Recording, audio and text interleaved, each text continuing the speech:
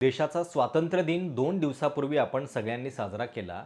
पण या देशामध्ये स्वातंत्र्याची किंमत दिवसेंदिवस महाग होत जाणार आहे का? नागरिकांना प्रश्न विचारण्याचा अधिकारच उरणार नाहीये का? मोदी सरकार या थरापर्यंत आता चाललेलं आहे का? हे प्रश्न उपस्थित करणाऱ्या 2 बातम्या वर्तमानपत्रात आलेल्या आहेत. दोन्हीही बातम्या अत्यंत गंभीर आहेत. एक बातमी द इंडियन एक्सप्रेसमधली आहे. मोदी सरकार सोशल मीडियावरचा जो कंटेंट आहे तो ब्लॉक करण्यासाठीचा वेग किती झपाट्यानं वाढवतंय याची चक्रावणारी आकडेवारी आहे.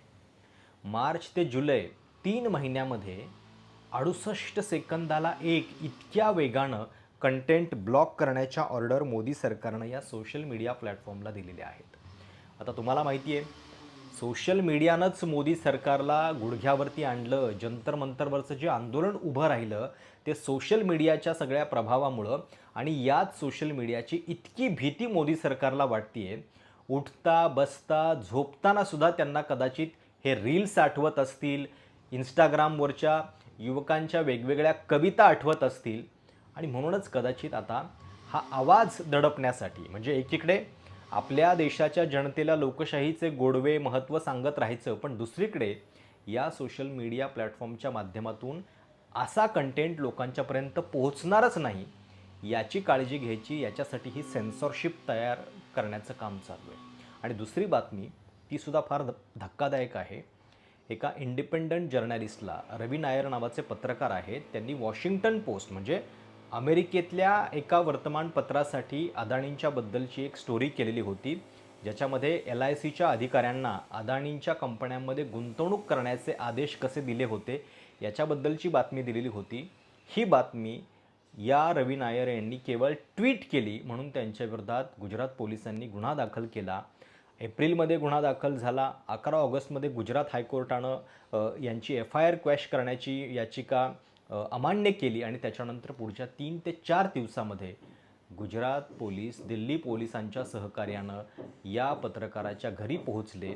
सोबतच दुसरी धक्कादायक बाब ही आहे की ज्यांची नावं FIRमध्ये नाही आहेत अशा व्यक्तींचे सुद्धा लॅपटॉप आणि इतर गोष्टी जप्त पोलिसांनी केलेल्या आहेत अशी माहिती कळते. म्हणजे ज्या व्यक्तीचा गुन्हा आहे त्याच्याबद्दल तुम्ही कारवाई करताय ही बाब तर वेगळीच, पण आजूबाजूच्या लोकांच्या सुद्धा गोष्टी हातात घेताय, लॅपटॉप मोबाईल सीज करताय, हे कुठल्या अधिकारामध्ये आणि ही कुठली लोकशाही आहे हा प्रश्न पडेल. ही सगळी बातमी ऐकल्यानंतर या बातमीतले सुद्धा डिटेल्स फार धक्कादायक आहे, त्याच्याबद्दल वेळीच सावध होण्याची गरज आहे. कारण बघा, when government shut down social media they don't silence dissent, they expose their fear of it. म्हणजे ज्यावेळी अशा पद्धतीनं सोशल माध्यमांच्या वरती एखादं सरकार नियंत्रण आणून आपला विरोध रोखण्याचं काम करतं, त्यावेळी ते जनतेला सायलेंट करत नसतात, तर ते एक प्रकारे स्वतःची असुरक्षितता जी आहे ती एक्सपोज करत असतात.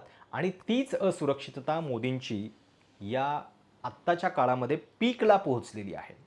इंडियन एक्सप्रेसमधली बातमी काय आहे ते पहिल्यांदा तुम्हाला सांगतो.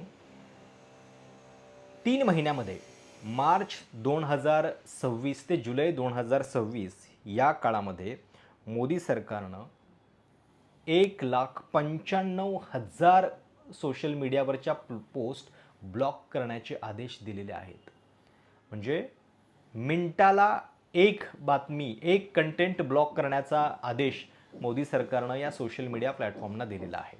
आता सहयोग पोर्टल नावाचं एक पोर्टल गृहमंत्रालयाच्या सहकार्यानं या प्लॅटफॉर्मसाठी बनवण्यात आलेलं आहे, ज्याच्यामध्ये सरकार अनेकदा या सोशल मीडिया प्लॅटफॉर्म्सना सांगत असतं की या कंटेंटला हटवा. आणि ते पण बघा की त्याच्यामध्ये सुद्धा सरकार त्यांना एक प्रकारे धमकावत असतं की जर तुम्ही आम्ही सांगतोय तशा पद्धतीनं कारवाया नाहीत केल्या तर तुमचं सेफ्टी हार्बर नेट जे आहे, म्हणजे ज्या अंतर्गत तुम्हाला थेट जबाबदार धरणार नाही आम्ही पब्लिशर म्हणून, ही जी सूट आम्ही कायद्यामध्ये देतोय ती संपुष्टात येईल. याच्या संदर्भात मेटाला अगदी मागच्या आठवड्यामध्येच संसदेच्या IT कमिटीनं बोलवून घेतलेलं होतं, त्याच्याबद्दलच्या आपण बातम्या दिलेल्या होत्याच.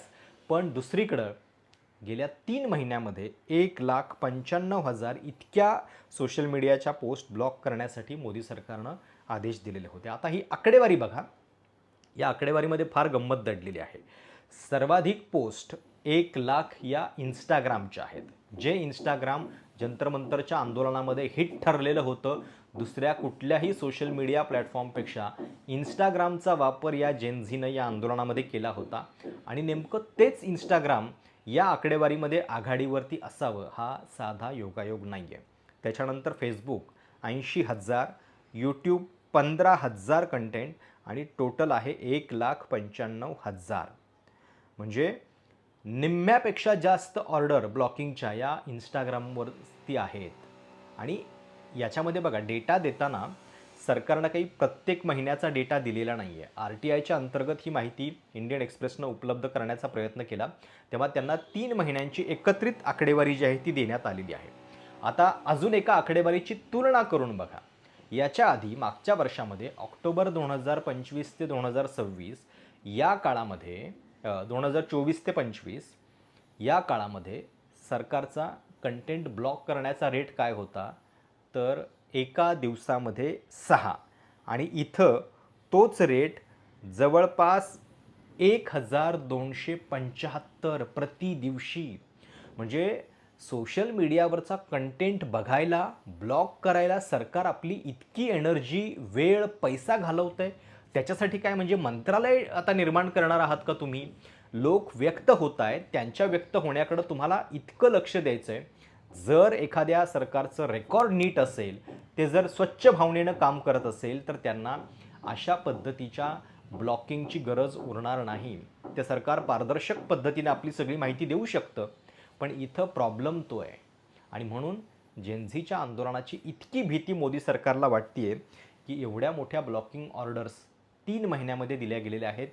एका मिनिटाला 68 सेकंदाला एक ब्लॉकिंगची ऑर्डर जर मोदी सरकार देत असेल तर तुम्ही कल्पना करून बघा की किती वेगानं आता हा कंटेंट ब्लॉक करण्याचे प्रयत्न चालू झालेले आहेत. आणि दुसरी बातमी जी मी तुम्हाला सांगितली, रवी नायर हे इंडिपेंडंट जर्नलिस्ट आहेत आणि त्यांनी वॉशिंग्टन पोस्टसाठी एका बातमीमध्ये काम केलेलं होतं. ज्या बातमीमध्ये LICनं आपला पैसा अदानींच्या कंपन्यांमध्ये गुंतवावा याच्यासाठीच्या काही ऑर्डर्स दिल्या गेलेल्या होत्या. अर्थात LICनं नंतर त्याच्याबद्दलचं स्पष्टीकरण दिलं. अदानींनी सुद्धा त्याच्याबद्दल आरोप फेटाळले. पण रवी नायर आणि वॉशिंग्टन पोस्ट यांचं म्हणणं हे होतं की जरी हे आरोप फेटाळले, जे स्पष्टीकरण त्यांनी दिलेलं आहे त्याच्यातून बातमी पूर्णपणे चुकीची ठरत नाही. आता याच्यातली एक गंमत बघा की सरकार रवी नायर यांच्या पाठीमागं लागलेलं आहे. सरकार वॉशिंग्टन पोस्टच्या मागे लागलेलं नाही आहे. आणि त्यासाठी सरकारनं काय केलं आहे, थेट बातमीच्या विरोधात गुन्हा नाही आहे, ती बातमी ट्विटरवरती टाकली, ट्विट केली आणि त्या ट्विटमध्ये तुम्ही अदानींच्या विरोधात मिसइन्फॉर्मेशन देण्याचा प्रयत्न केला, या कलमाखाली गुन्हा दाखल करण्यात आलेला आहे. म्हणजे ज्या मूळ वर्तमानपत्रानं ही बातमी छापण्याची हिंमत दाखवली त्यांच्या विरोधात तुम्ही आवाज उठवू शकत नाही. ते अमेरिकेतले आहेत, त्यांच्या विरुद्ध काही करता येत नाही म्हटल्यानंतर मग इथल्या व्यक्तींना पाठवायचं आणि अशा पद्धतीने ही कारवाई जी आहे ती करण्यात आलेली आहे. वॉशिंग्टन पोस्टनं 2025 ऑक्टोबरमध्ये ही बातमी छापलेली होती, ज्याच्यामध्ये 3.9 बिलियन इन्व्हेस्टमेंट जी आहे ती अदानींच्या बिझनेसमध्ये करण्यासाठी एक प्रपोजल जे आहे ते LICला देण्यात आलं होतं, ही बातमी दिलेली होती. आणि the investigation was based on internal documents from LIC, Indian department of financial services, interviews with current and farmer officials as well as Indian bankers. एवढ्या सगळ्या लोकांचे कोट्स त्या बातमीमध्ये होते आणि त्याच्यानंतर सुद्धा ही बातमी दाबण्याचा प्रयत्न अशा पद्धतीनं केला गेला आहे. 22 एप्रिलला एक एम्प्लॉई जो Adani ports and special economic zone या कंपनीत काम करतो, त्यानं रवीच्या ट्विटवरनं डिफेमेशनची कंप्लेंट दाखल केली आणि त्याच्यानंतर अजून एक कंप्लेंट गुजरातमध्ये दाखल होते. रवी नायरनं या सगळ्याबद्दल गुजरात हायकोर्टामध्ये अपील करण्याचा प्रयत्न केला, पण तरीसुद्धा गुजरात हायकोर्टानं ही FIR जी आहे ती ऐकली नाही, म्हणजे क्वॅश करण्याची त्यांची याचिका. आणि त्याच्यानंतर मग लगेच पुढच्या 4-5 दिवसामध्ये ही कारवाई जी आहे ती करण्यात आलेली आहे. The raids at Ravi's residence in Kerala and Delhi टूक प्लेस डेज आफ्टर दिस रुलिंग. गुजरात पोलिसांनी जे डिव्हाइस सीज केलेले आहेत तो नेमका किती डेटा आहे याची व्हॅल्यूसुद्धा न्यूमरिक व्हॅल्यू ही दिलेली नाही आहे त्या व्यक्तींना. आणि अशा पद्धतीनं ही कारवाई जी आहे ती करण्यात आलेली आहे. म्हणजे बघा, रवीचा लॅपटॉप तर सीज केलाच, पण त्याच्यासोबत कलीग एक काम करत होती, तिचा आयपॅड आणि लॅपटॉप हे केलेलं आहे, जप्त केलेलं आहे. अशा पद्धतीनं रवीच्या मुलाचा सुद्धा लॅपटॉप जप्त केलेला आहे, ज्यांचा खरं तर या एफ-आय-आरशी काही संबंध नाही आहे. त्यामुळं ही अशा पद्धतीची सेन्सॉरशिप आपल्या देशामध्ये येऊ लागलेली आहे. रवीच्या मुलाचा सुद्धा लॅपटॉप जप्त करण्यात आलेला आहे. आणि दुसरीकडे बघा, काल भाजपच्या राष्ट्रीय कार्यकारिणीची नवी घोषणा झाली. नितीन नवीन जे भाजपचे नवे राष्ट्रीय अध्यक्ष आहेत, त्यांनी आपली टीम जाहीर केली. पण या टीममध्ये सोशल मीडियासाठी जे लोक निवडलेले आहेत, त्यांनी कालपासूनच आपले सगळे प्रायव्हेट अकाउंट लॉक करून ठेवलेले आहेत. ज्या पार्टीचं सरकार गेल्या 12 वर्षांपासून देशात आहे, त्या पार्टीनं अशा लोकांना निवडलेलं आहे की ज्यांच्या सोशल मीडियावरती उठता बसता केवळ आणि केवळ शिव्या आहेत आणि इतकी अभद्र भाषा आहे की त्यांना आपली नियुक्ती झाल्या झाल्या आपलं अकाउंट लॉक करण्याची वेळ येते. म्हणजे जे लोक तुमच्यासाठी काम करतात ते सोशल मीडियावरती काहीही बोललं तरी चालतं, त्यांना तुम्ही सन्मानाची पदं देता. अमित मालवीय ज्यांना सोशल मीडिया कन्व्हेनर पोस्टवरून हटवलं आहे, ते गेल्या 10 वर्षामध्ये या देशामधल्या द्वेषाचा, हेट्रेडचा, सोशल मीडियावरच्या सगळ्या पूर्णपणे अभद्र अशा भाषेचा चेहरा बनलेले होते. आणि आज त्यांना जेनझी आंदोलनाच्या नंतर हटवलं जाते. कदाचित जेनझी आंदोलनाबद्दलचं नॅरेटिव्ह त्यांनी सरकारच्या बाजूने योग्य केलं नाही, हे युवक त्यांना भारी पडले म्हणून त्यांना त्याची शिक्षा दिली जाते. पण त्यांच्या जागी जे लोक नव्यानं येत आहेत ते सुद्धा याच लायकीचे आहेत. एक म्हस्के नावाचे व्यक्ती आहेत जे त्यांनी छत्तीसगडमध्ये काम केलेलं आहे, त्यांना अमित मालवीय यांच्या जागेवरती आता आणण्यात आलेलं आहे. आणि सोबत आलोक भट, प्रीती गांधी असे बरेच लोक सोशल मीडिया टीममध्ये, ज्याला BJP IT मीडिया सेल असं म्हणता येईल, त्यांना आणण्यात आलेलं आहे. आणि या लोकांची उदाहरणार्थ दाखल फक्त भाषा मी तुम्हाला दाखवतो. खरं तर यांना इतकी किंमत द्यायची सुद्धा गरज नाही आहे. पण बघा की हे पक्षानं सन्मान दिलेले लोक आहेत आणि त्यांची भाषा बघा काय आहे. वाचावं सुद्धा वाटत नाही आहे, इतक्या घाण पद्धतीनं या सगळ्या गोष्टी लिहिलेल्या आहेत. आणि ही प्रीती गांधी ही तर पूर्णपणे स्वतःला नथुराम गोडसे यांची समर्थक मानते आणि त्याच्यासाठी तिनं केलेल्या या सगळ्या पोस्ट आजही सोशल मीडियावरती व्हायरल होत आहेत. पण हे लोक आता आपल्या अकाउंटला लॉक लावून बसलेले आहेत. कदाचित आपली आधीची सगळी पोस्ट डिलीट करून पुन्हा नवा अवतार घेऊन त्यांना काम करायचे. पण ही आपल्या देशातल्या लोकशाहीची अवस्था आहे. एकीकडे सामान्य लोकांचा आवाज दाबण्यासाठी ब्लॉकिंग ऑर्डर इतक्या वेगानं काढल्या जात आहेत. इंडिपेंडंट पत्रकारांना छळलं जातं आहे केवळ अदानींच्या बातमीमुळं. आणि दुसरीकडे अशाच भाषा वापरणाऱ्या लोकांना BJP मात्र बक्षीस देत आहे. त्यामुळं या सगळ्या बातम्या वेळीच सावध करणाऱ्या आहेत, स्वतंत्र पत्रकारितेचं महत्त्व दाखवणाऱ्या आहेत. त्यामुळं या स्वतंत्र पत्रकारितेला जमेल तसा पाठिंबा करायला विसरू नका. नंतर फार उशीर झालेला असेल. हे प्रश्न वेळच्या वेळी मांडले गेले पाहिजेत. हा आवाज बुलंद राहावा यासाठी तुमची मदत आवश्यक आहे.